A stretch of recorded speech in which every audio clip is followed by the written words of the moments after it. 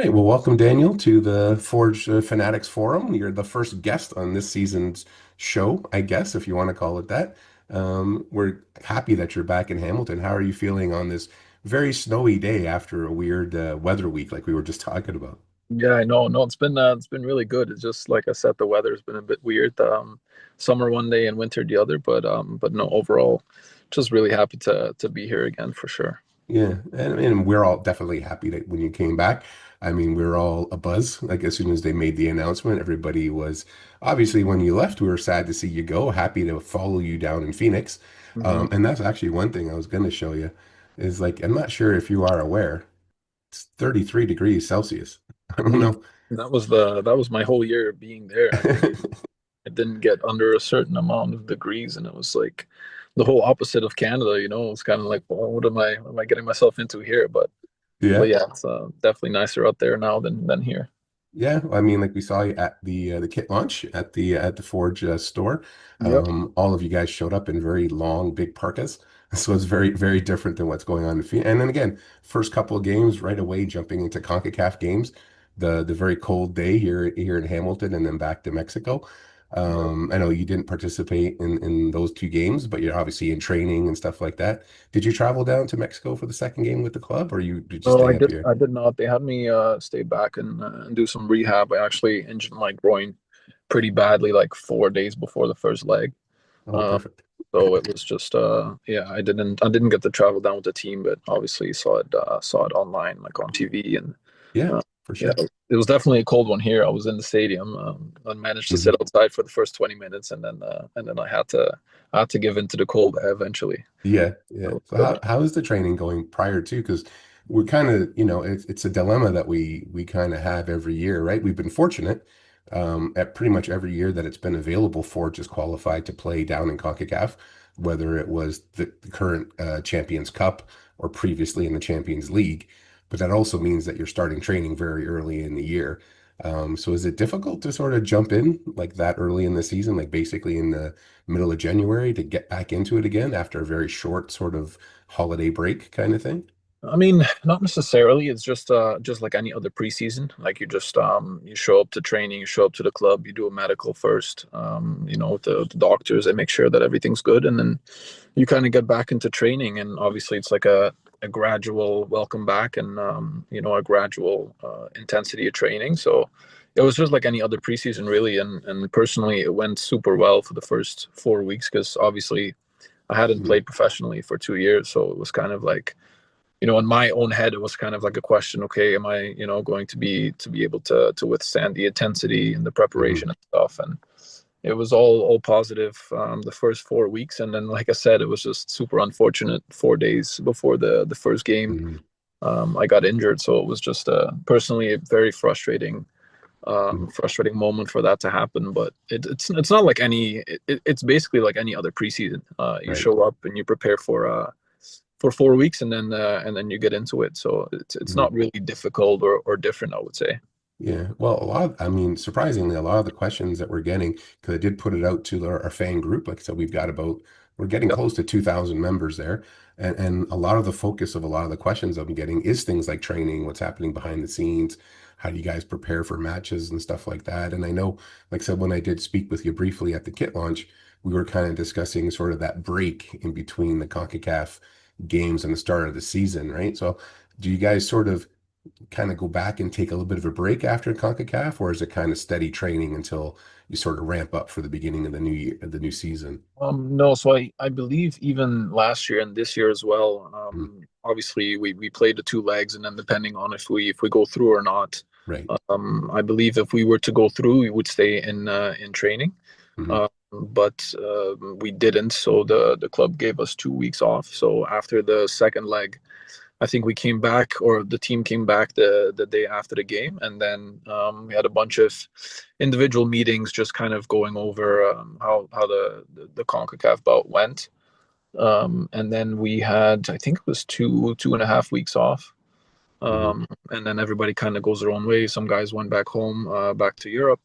Some guys myself, I finished the moving process from Hmm. Edmonton back to Toronto with my wife and a newborn baby. So that was our 2 weeks. But yeah, everybody's kind of takes a break from the intense 4 or 5 weeks that we started the season with, and then it's like a second preseason. Everybody comes back after 2 weeks from a bit of a Hmm. break, and then we get back into it. So that's kind of the schedule that we follow if we don't qualify for the next round in the Champions Cup. Yeah, I mean, and or you could be like Marco Jevrimovic.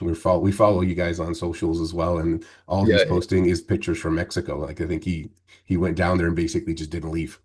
yeah, yeah. No, he's known to be one of those guys that just loves to capture everything, and it's all good. It's all good fun. Oh Nothing yeah, like that yeah. at all. It's You also could I see, you feel like could there's see a lot he's of just people that enjoying the heck out of it. yeah, exactly. That's exactly what it is. Yeah. Okay. I mean, that's fantastic. I mean, I guess the kind of questions that a lot of the people are asking is like, again, in terms of training and stuff. Again, you've been away from the game for a couple of years. I think you're 29 this year, going to be 30 later this year. Yeah, So correct. you're a bit younger than I am. I know for me, training is hard. Yeah. But so what is the differences you're noticing, I think, and this is what some of the questions we get is like when you were starting out much younger, like in your early 20s, late teens, early 20s, and you're kind of ramping up, what are some of the differences you're doing now with your training? Like, do you focus on different things in training? Is it more like stamina versus strength training, or does it you focus on your diet more? Like, how is it different being someone who's one of the more experienced players in the team versus like these guys who are like 17, 18, 19, just coming to the club? Yeah, I think it's a bit of a funny one because I just remember, being 17, 18, 19 years old, you go into training and you have the energy to run for days. Yeah. When you get older and you get more injuries and little body parts that are nagging, I think the biggest difference for me personally, and I think a lot of older and experienced players can speak to this as well, is kind of how you prepare before training. Mhm. Like I said, I think the younger guys, they might not always have to be preparing and activating their body, doing warm-ups outside of the team warm-up. Sometimes you'll see older guys, in the locker room half an hour, 45 minutes before training starts, Mhm. just doing a bunch of stretching, a bunch of warming up, activating the muscles. Maybe some areas need a little bit extra attention. When you're younger, when you're 17, 18, 19 years old, you might not need all of that. Like you're always just good to go out when the team goes out to training, and you're fine. But I noticed for myself too, I need those extra 30 minutes before training to maybe have a bit of an extra warm up, maybe a little area of my body is a bit more sore, okay, then that needs a little bit more attention. There's standard exercises that I do every day before training because I know if I don't do them, I might, put myself in a Mhm. in a bad situation and risk getting injured. So I think that's the biggest difference. When you get older, you get to know your body a bit more. You get maybe more injuries that need more attention. I think that's the biggest difference. You just prepare differently for training because at the end of the day, when the team goes out for training, it's up to the coaches what Right. we as guys are doing. Anything outside of that, it's for us personally. So I Yeah. think the preparation is the biggest difference for sure. Yeah, and then kind of is related to that. One of the questions that we got was, do you have like a pre-game ritual? Again, we're gonna ask Reza Ramon if he gets on here and stuff, but we know he likes to make sure that he has a haircut before every game for some reason. So is there Yeah, is there certain things you do aside from training and stuff like that? Are there certain like music playlists that you listen to? Are there, time quietly by yourself? I know we had Tristan Borges on a couple of years back, and his thing was like he always talked with his family, the day of kind of thing, the morning of before he went. What sort of things do you do on game day, in the morning leading up to the game to sort of get yourself in the right headspace for the match? yeah. No, I had a funny conversation with Rama the other day about this, and he told me he's super, like very superstitious. So anything that Yeah. goes well, he'll do it again. So that was kind of funny. But I think for myself, it's more so like a game day ritual. I would say it also depends on the time of the game. But Hmm. most of the time, I think I like to just have a good meal at home. I usually just have a big bowl of pasta. I feel like that works best for me, like 3 4 hours before the game. Hmm. Then I make my way down to the stadium, and then it's basically what you said. Some playlists. You listen to music. There's a lot of music in the locker room itself too. So if Yeah. that's the music that you like, then obviously I don't need to put my headphones in or nothing. So I think music is a big one, just to kind of get into the zone, to just have the mental focus on the game, kind of visualize what's going to happen, go over all the tactical stuff. Just if there's any details that we've changed or that you need to pay attention to, reviewing set pieces. There's always different things that we're trying to do defensively and offensively. So there's a lot of things that, take time from your preparation. And I think it's kind of just going through the motions, just kind of doing the same thing every game day. And I feel like I'm not that superstitious. So for me, it's just, get into the stadium, just prepare your body for the game, and then obviously do all the things that you need to pay attention to be prepared. I think that's the general gist of what I do Hmm. personally. I don't have a crazy game day ritual where I need to do this and I need to wear specific socks or this or that. Yeah. I'm not all that. It's Yeah. it's Put more your general. Get focused, pay attention to the details, and just go out there and have fun. Yeah. You don't have to put your left shoe on before your right shoe. Exactly. None of that. I'm not that superstitious. Okay. Well, Uh, a couple of other questions, sort of changing gears a little bit. It's like you said, you've been away from the game for about 2 years, working still related to the sport. I mean, working as a player agent as well, and during that time, yep. so some of the questions we're getting, and I think I've seen you answer this one in a couple of other interviews as well, is like what sort of motivated you to kind of come back to just playing football in general, and then more specifically like to with Bobby and Forge. Yeah, I think I've mentioned it before, but I think the biggest reason was just because I missed the game so much. Obviously, I was still involved on the player representation side. And it's always great to be involved in the game still, but obviously everybody knows the best place to be in the sport is on the field. And Mm-hmm. I was missing it quite a bit. Obviously, you're still watching the CPL and you're watching the guys that you played with win all these trophies and do all these Mm-hmm. crazy, have all these crazy records with the team, and then it starts itching again. So I think it was more of a casual conversation at first with Bobby. I went down to Calgary to watch the game when Forge played down there. This was last year, and then it kind of just came up in casual conversation. And then at the end of the conversation, we kind of just left it at a let's stay in touch and see how it develops.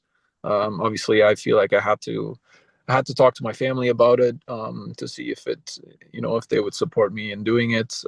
My wife was pregnant at the time, so obviously that was a big conversation to have with her. Mm-hmm. But at the end of the day, everybody was really excited for me, and everybody that's close to me was kind of saying, this might be a chance that might never come again. So everybody was kind of on the same page about that, and said, that just do it, because I think if you don't, then you might regret it in the future. So at the end of the day, it was a very easy decision. Obviously, myself and Bobby, we knew each other for so long, so that relationship was always there. And I think, if it would have always been Forge. I think, that was Mm-hmm. always first choice, and I was lucky enough that they wanted me to come back and play as well. So that's the story.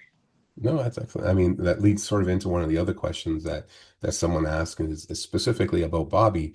Like, what is it about him and his coaching style or the way his relationship with the players? What are the kind of like the key things that you like about him, I guess, as a person, as a coach, and as being a player on his team? Like, what is, you've obviously had the opportunity in your younger years. You grew up playing in Belgium, and so you've played in Europe. You've played down in the United States for a while, came up to Canada, went back down to USL with Phoenix Rising and won a championship with them.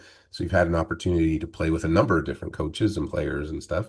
What are the sort of qualities that Bobby has as a coach that you kind of admire and sort of draw you to want, like you said, Forge was your first choice, and Yeah. Bobby is probably a big part of that. Like, so what are the sort of the things that he brings to the table that you really appreciate as a player?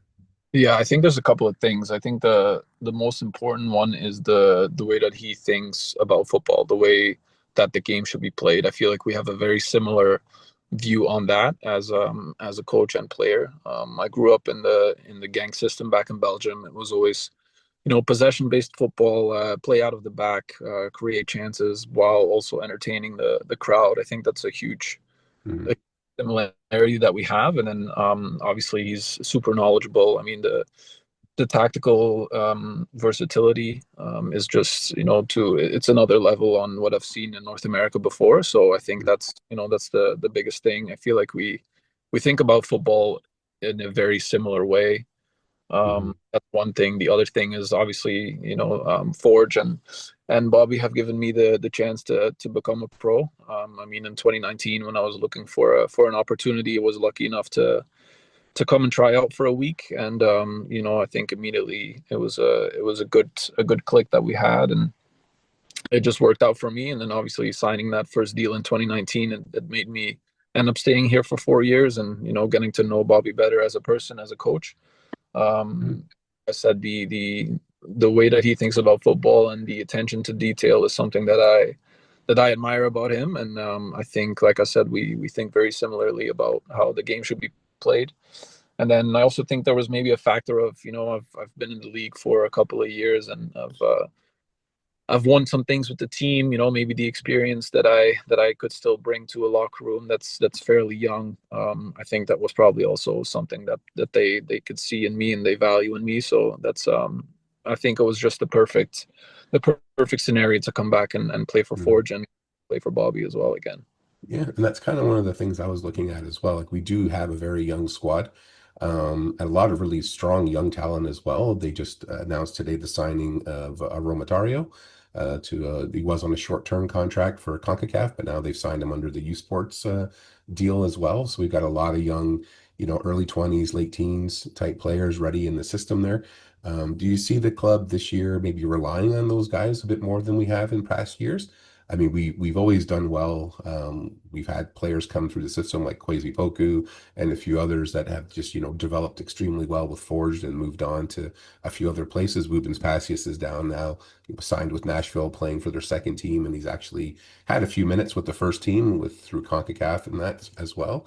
Um, do you see like the club Forge in general just sort of relying on a lot of those young guys a bit more than we usually do this year? Because you got guys like Jose Masunda, Kone, you got Zane Bruno, Cavan Tavernier is back as well this year as well, and again like a Romatario and a few others. Do you sort of see that, bringing them on for first team minutes more than we did in past years, or are the older guys still sort of holding down the fort?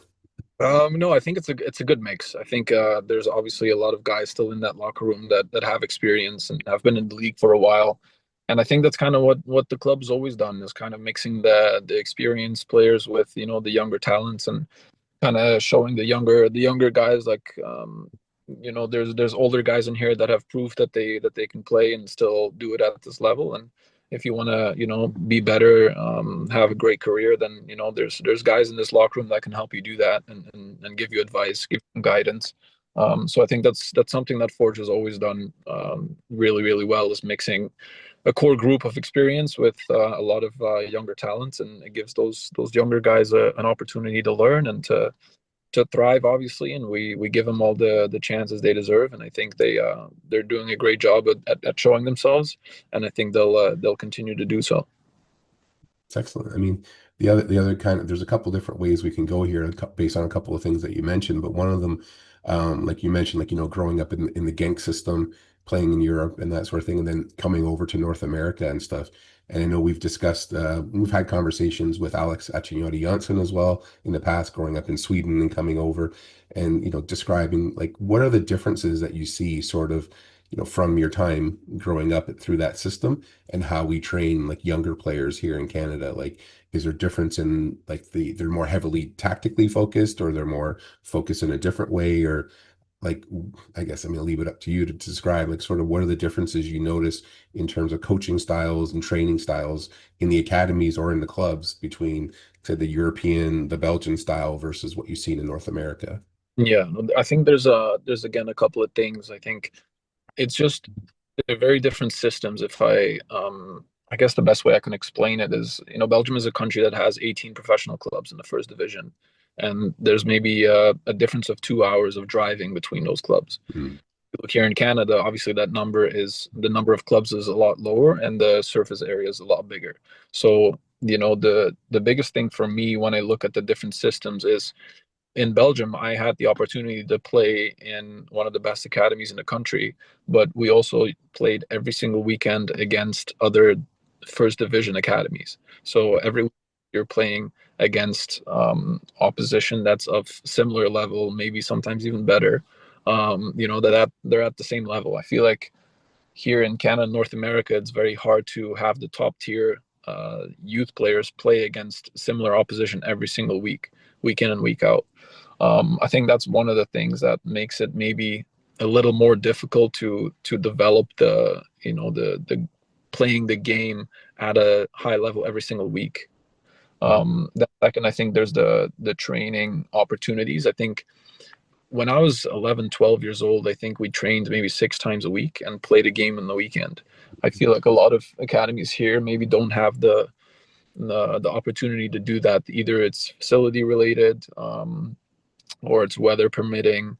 I don't know. I feel like there's a lot more opportunity back home in Belgium to train year round, train 6 times a week. Like I said, the systems are just a bit different, but Mhm.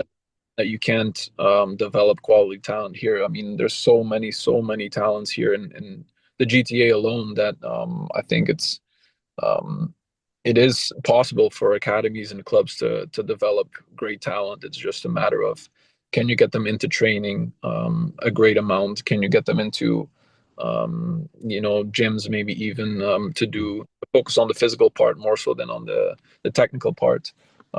So I think there's been a progression in North America for sure, and I think it'll only go up from here. Like I think uh, there's a lot of different opportunities with technology nowadays too, where you can talk to someone across the world and then discuss different training routines and this and that. So I think it's definitely going in the right direction here in North America for sure. And you're starting to see relationships like we know with Atletico Ottawa. They're attached to Atletico Madrid. They've done training, like preseason training in Spain. And I know they Yeah. used to have, I'm not sure if they still do, but they used to have post-match and post-training debriefings with some guys back in Europe as well. And you're starting to see more interest in a lot of these larger clubs in Europe, sort of starting up with potentially CPL level clubs, USL level clubs to sort of get a foothold here.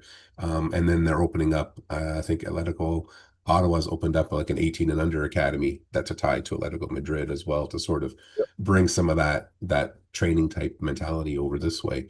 The other question we wanted to ask too is like I said, you've been away from the game, so you do have some experience on the management side, the player agent type side, and a few of the people are asking like, are there things that you've kind of picked up from experiencing that side of the game that you're gonna sort of bring with you to here that maybe is going to help you with be an advisor to some of the other players in the team on the club, or something that you brought from there that maybe is going to change the way that you're looking at the game coming back now. Yeah, I would say there's a couple of things. Again, I think one of the biggest ones is as a player, you don't necessarily always know what goes on behind the scenes. And what I mean by that is, when you're a player and you're kind of in a situation where you might not be playing as much, or you might want to change your environment and stuff like that. And agents trying to make a move, it's not always how do I say this? It's not always that easy. I Hmm. think players need to realize more that a lot of the a lot of the industry is being at the right place at the right time. Peaking at the right time for you to make a transfer to a different club. There's a lot of stars that have to align, and I feel like being in on that side of the game, you realize that a little bit more than before when you were a player. So it's definitely interesting to see, and it's also going to be able to it's going to give me the ability to tell other players like, look, this is usually how it works, and this is how you maybe can get the best out of yourself, and get that opportunity for yourself. I think that's one of the big things. And then the other thing is just it's very exciting. It's a bit of a stressful job, but it's also very exciting. You get to travel a lot, meet a lot of different people, stay involved in the game. So it's a very satisfying way to stay involved of the game. That's for sure. Hmm. So I mean, looking at all that, I mean, the training that you've had, this other experience, now that you're back, are there specific benchmarks you're setting for yourself or goals for this year, or how are you going to be approaching this year maybe differently than you've approached past seasons with Forge in the CPL? That's a good question. I definitely set some goals for myself at the beginning of this year. But at the end of the day, I think it's about staying healthy. I think that's a huge thing for me. And obviously, it wasn't ideal when I got injured right before the first leg of the CONCACAF Champions Cup, because obviously I was really looking forward to get back into playing in those two games. It was obviously straight into the deep end kind of after not playing for 2 years, but unfortunately, that I wasn't able to play that. So it's more of a let's stay healthy, take care of my body, to get through the season. And I think that's my main thing right now is just to get my body prepared and ready for a long season, and obviously play for trophies again. Play the most amount of minutes I can. I think I still want to be able to play a lot of minutes and then be an example for a lot of young guys. I think that's something I really want to push for this year. Yeah, well, I mean, we've every year that we've come in first place, we win, the season trophy, and then every other year we've won the playoff championship. We haven't done a double yet. So I mean, I think, and that's a pretty good goal for this year is to bring home the double, and maybe the treble, the Canadian Championship is still sitting there. I don't know, but what do you think? What are you thinking, or what are you expecting out of Forge this season? I mean, we're always a contender. That's Yeah. pretty much it. And I know the goal is obviously, like you said, to bring home trophies, whether it's like the regular season or the championship, and qualify again for CONCACAF in the following year. You've been obviously involved in preseason and stuff like that. It's like, what sort of goals are the training staff, like the coaches and training staff, putting for you guys? And what sort of, I guess, amongst the players, I mean, you obviously talk to each other and stuff like that. Sort of what sort of things are you guys looking to accomplish this year? Is that a conversation that you're having? Like, let's go for the double this year, or is it just let's just be successful every week and then sort of see where it takes us? I think that's just it's an unwritten, or how do you, I'm not 100% sure how to put it into words, but I think we don't necessarily talk about it because we know it's Hmm. expected. I think obviously we've been a club that's won so much in the previous years that we know, and the message has been clear and consistent from the coaching staff that we are going for all the trophies that are available. And that's also something that I guess I should have mentioned before. That's also one of the reasons why I wanted to come back to Forge, because I've always been somebody that wants to play to win. I'm not here to just participate and just have a career of playing games and playing minutes. I also just want to show up and be able to compete for trophies. And like you said, I think it's a great goal for us to have to win the double, and who knows, maybe even the treble. I think we should definitely aim for it. We definitely have the team for it. So I think everybody knows this, and it's not like we're talking about this every day in training, but I think the core realizes that we have to set a set of standards within the team that will eventually get us there. And I think that's more of the conversation that's been part of the talks within the locker room is how do we get everybody involved to be at their best every single week? Because if we can accomplish that, then the trophies will follow. So I think that's the main message of how can we be great in training every day, great on the weekend every single week, and then, like you said, I think the trophies will just come out of that. Yeah. I mean, we'll have sort of one more question about the club before we get into a whole bunch of sort of fun questions, some from the fan group and sort of like you said, a quick fire, rapid fire kind of section at the end there. But the last one, I guess I kind of wanted to ask you was like, you've come back now, like I said, you've been gone for about 2 years. The entire back line is pretty much brand new for you. Was Rama playing when you were here? Yeah, I played with Armor. I think it was Yeah. 2 seasons or just the 2022. I think it was the last one that the last season that you were here, he was here and then he was gone for a bit too. But Jevrimovic is new, Dan Nimick is new. A couple of the other younger guys in the back again are also new. And like, how's the chemistry with those guys? Are you like you finding with playing with those guys in the back line? Is it? I mean, I'm sure. I mean, you're not going to tell me if you hate somebody, but I mean, generally speaking, I think it's pretty good. Everybody seems to kind of gel pretty well and sort of knows what their roles are. But how are you finding fitting into that group and sort of you're sort of all on the same page, rowing the same way, or is there still a bit of adjustment going on, especially with the younger guys coming into the squad? No, I think we're all on the same page. Obviously, Bobby is a big factor in that too. Making making clear what he expects of all of us. And I think, helping each other in that regard has also been very easy. Everybody gets along really well with each other. Like we have great chemistry in the group. So obviously that helps. Obviously Dan Nimick, like I've seen him play at Halifax for the past couple of years and Hmm. last year. And obviously it's someone that, is one of the best, maybe obviously the best defender in the league. So it's just exciting to be able to play with him and obviously all the other guys. Just seeing in training the hard work that they put in every day, and just it's just a pleasure to be back in the professional environment and have a high standard for everybody every single day. And I think for the young guys as well, it's nice to have players that have been in the league for a couple of years, just to learn and to be able to look at them and imitate kind of what they're doing. So that's also one of the things that I kind of told myself is I want to help the younger players to reach their full Hmm. potential as well. So I think if you talk about the whole back line, I think we have a great chemistry, and there's no issues whatsoever in integrating everybody doing the same thing. So I think it's great. Excellent. Okay, so we'll get into a few of the fun questions, I guess. And one of the guys in the battalion actually wanted me to ask, when it comes to penalty shootouts, what do you prefer as a player? Because do you prefer the crowd to just be really loud the entire time, or you prefer like our supporter section in particular to just get really quiet and let you focus on taking the shot?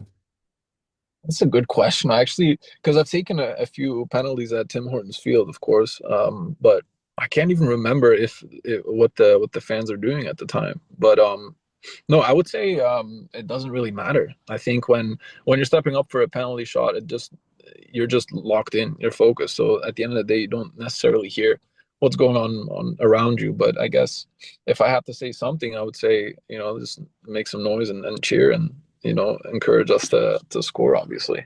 No, perfect. Eric, who used to be was former president of the battalion, wanted me to ask is what was your immediate reaction when you found out that you won the battalion's Player of the Year award? Wow, that was a incredible honor because I feel like yeah, it was the 2021. I think that season is when I I when I believe got. so, yeah. Yeah, so that was obviously a great honor. I mean, the fans are just amazing. It's one of the reasons why I also want to come back to playing, just having that feeling of playing in front of the battalion again, and just the noise of the crowd, and on a Saturday night. That's just those evenings are just unreal. Like those are the ones that you live for and play the game for. Having all the supporters just going crazy and making so much noise, supporting us and standing behind the team. So that's always been amazing. It's always been unreal. So I was definitely honored. I have it somewhere in Belgium in my room, just Hmm. standing there and making sure I can look at it every day when I'm back home. Excellent. I mean, I think, and you haven't actually experienced the school day matches that Forge has started doing the last few years, and so that's an experience. And you got sort of they move all of us over to the other side of the field, and Yeah, then where we usually are, that entire side is almost completely full of nothing but elementary and high school students. Just yeah, and they cheer and they're loud. Whatever you tell them to say, they're gonna say it. yeah. So, I was there. I think it was it last year or the year before. I went to the. I was in Toronto for some reason, so I went to the school game, and I could tell. It was definitely a great experience, like not only for the team, but I assume also for you guys and for the kids themselves. It's a great initiative, and I think I can't wait to play that game this year. It's going to be a good one again. yeah, it's always been fun so far, and I know a few parents who've had their kids go through the school, go to take the day off and go there for the game. Nothing but positive feedback so far as I've heard, and we've made a few new Forge fans along the way too, which is always great. Yeah, So again, so we're going to get to sort of what we're going to try and start doing this year. We've done it sort of informally before, but sort of what call like the rapid fire round or the speed round, and they're usually kind of funny questions. But we're just looking for like quick, short answers, like whatever comes to the top of your head. Nothing crazy, but hopefully some of them are funny. And saying that, the very first question is, who is the funniest player in the locker room? well, if I had to do a quick fire, I would say Oketo, the new guy. He's pretty funny. I think it's also a matter of the way that he talks, because like his English is not perfect, but it's just, yeah, the funniest reactions you get from him. There's also different kinds of humor, so it's kind of like it depends on what kind of humor you like. But I would say him for now for a quick Uh, five. And who's the calmest player in the room? So I mean, if everybody's kind of either up or down or whatever, the guy that's always sort of like just even keeled, you can't really get him flustered or anything like that. And if you're feeling kind of off, that's the kind of person that you're sort of focusing on to kind of to bring you back down and get you sort of grounded. It's a good question. I might say myself in this one. I don't know. I'm a big believer of never get too high, never get too low. So it's kind of like, if you lose a game 3-4-0, it's never as bad as you think. And if you win 1-3-4-0, it's never as good as you think. So I think I always like to keep a level head and yeah, get players down to where they should be or bringing back up to where they should be. Excellent. You know, who picks the worst music? Ben Payton for sure. He had an episode the other day where everybody was like, "Man, what are you playing?" So, but What is he playing? I think he was just trying to be funny. He was just playing different genres, and everybody was just kind of like, "What is going on right now?" Yeah. Uh, I think he was just doing it to be funny. But yeah, Yeah. I'm not sure if he still does it. I think I remember asking, it was either Tristan Borges or David Chouanier when he was with the club, and their answer was Bobby because he kept breaking in every so often playing Greek music. I don't know if that's true. I can't Oh, attest. he used to. I think maybe he got shamed into not doing it anymore, but I don't know. I never experienced that in back in my days too. Back then. Uh, Um, which player talks too much? Like if you're on the plane traveling from to get to the next game and everybody's trying to go to sleep and he's just up and around and just he just won't shut up. Oh,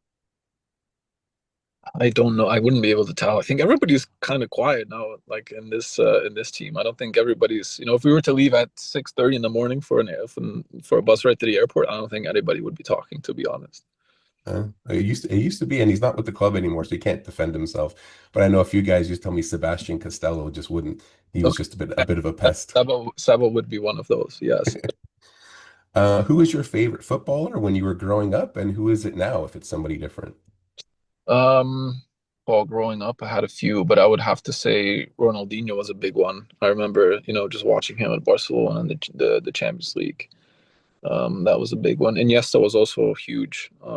I guess like after Ronaldinho kind of went off the scene, then Iniesta was a big one for me. Right now, I've always watched Kevin De Bruyne as well, but he's obviously getting older now too. So I have to see what younger guys I can speak to. I think I'm gonna have to go to Man City to Johnny Reinders. I think he's Mhm. a Dutch guy. I love the way that he plays, and he's always buzzing around, and he's always everywhere. So I really really love the way that he's playing right now. Excellent. Okay, well, I got a couple of questions about Hamilton. And we realize that you've been gone for a little while, but you were here for quite a long time before that and stuff. So maybe some of this stuff still rings true to you. But in Hamilton, what is your favorite food spot to go to? Restaurant, fast food, quick little bites, cafe? Cafe. I guess there's a cafe. It's called Mulberry Cafe. Yep. A huge one. Whenever my parents come and visit, we used to go there a lot. Um, I think that's a good spot. Um, there's an Italian restaurant I think on Lock Street. I forget the name now, but that was always a good one to go to as well.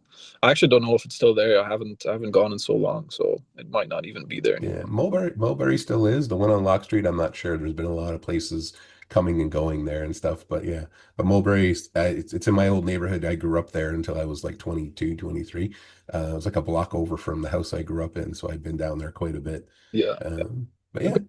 aside from food places in Hamilton, where or in the surrounding area, Hamilton, Niagara, Burlington, what is your sort of favorite place to sort of hang out spot or activity to do or something that in your off time, you and your wife or just you and the other guys on the team, is there a certain kind of activity you like to hang or just a place you go to hang out in and kind of chill out at?